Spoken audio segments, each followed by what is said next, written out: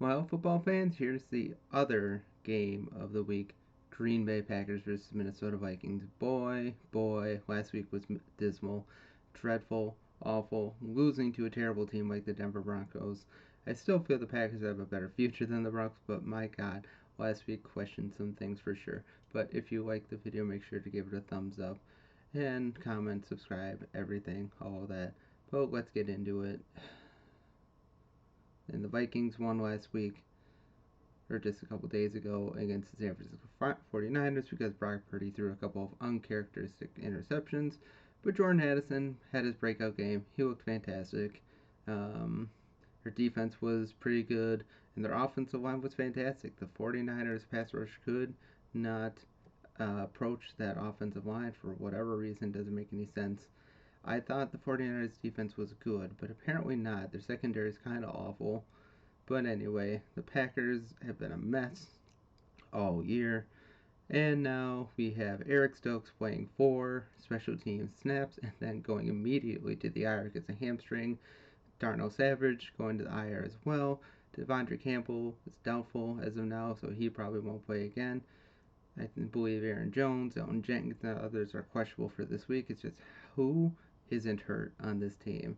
And again, Jordan Webb hasn't played very well all year. I mean, he's had his moments, but still, he's just feels like he's getting worse at times. But I still have hope for him. And still, ultimately, this season for the Packers is kind of a wash. We just have to see what's going on with the team. Going to be some shakeups at the end of the year, I'm sure. If Joe Barry manages to survive, I don't know. I don't know what's going to happen.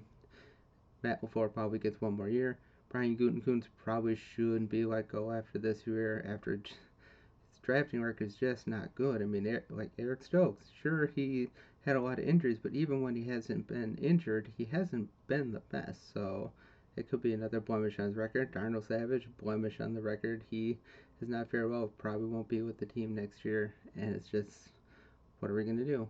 But let's try and be positive. I mean, they are playing the Vikings, who aren't very good either. Sure, they had a couple good games, but let's be honest, they're still lacking in several areas. I still think their defense is kind of lacking. Sure, they played well this past week, but yeah, still not great. But in this game, probably going to pick against the Packers, which means the Packers are probably going to win. It's in Lambeau, and you know what kind of history the Packers have of winning against the Vikings at their home stadium. Have a pretty good track record. And like I said, the Vikings rushing attack is not the greatest. Offensive line has been better of late, and Packers haven't been able to rush the passer very well lately, so that really hurts them. If they are able to attack Kirk Cousins, that would certainly help a lot this week. Who knows if it's actually going to happen.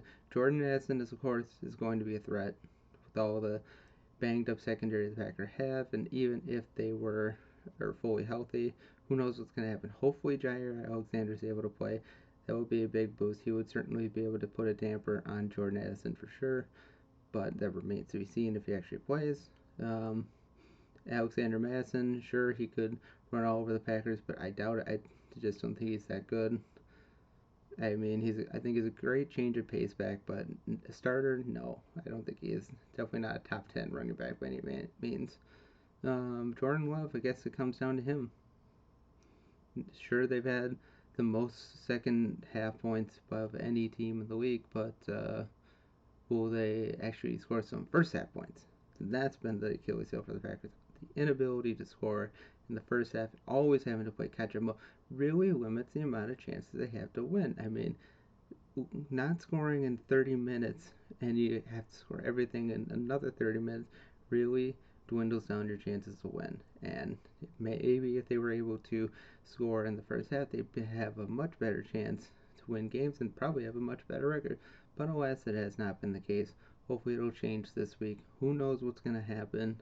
Right now, I'm going with the Vikings to win, even though I should never pick against the Packers. But until the Packers can win again and show that they can play well on a week-to-week basis consistently with a decent pass rush, which they haven't been able to generate often enough, offensive line that has been very weak at times and has been a revolving door.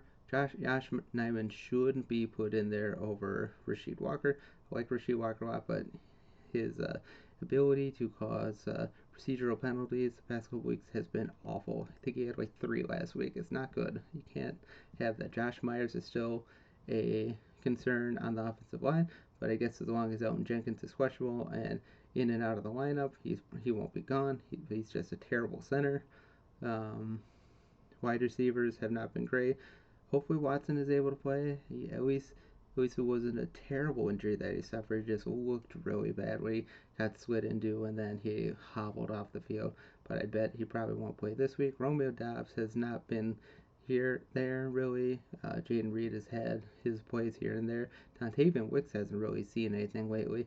Been trying to get the ball to Musgrave more, but he's, like I said before, he's still not a great blocking option. He still hasn't learned all the ropes yet.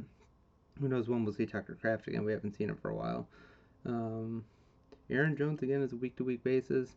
AJ Dillon has been pretty good in the past couple weeks, stepping in for Aaron Jones, but we need Aaron Jones to be where he needs to be. It'll probably take him a little bit to get rejuvenated to what we saw in week 1. Then again, that was playing against the Bears, so who knows what's going to happen. Packers can attack this Vikings secondary for sure. It's just a matter of if they can block, give Jordan Love long enough to throw or run out an option. Who knows what's going to happen? I think the Vikings win. Let's see, did I write 21-17? But because I'm picking the Vikings, it means the Packers will probably win a game.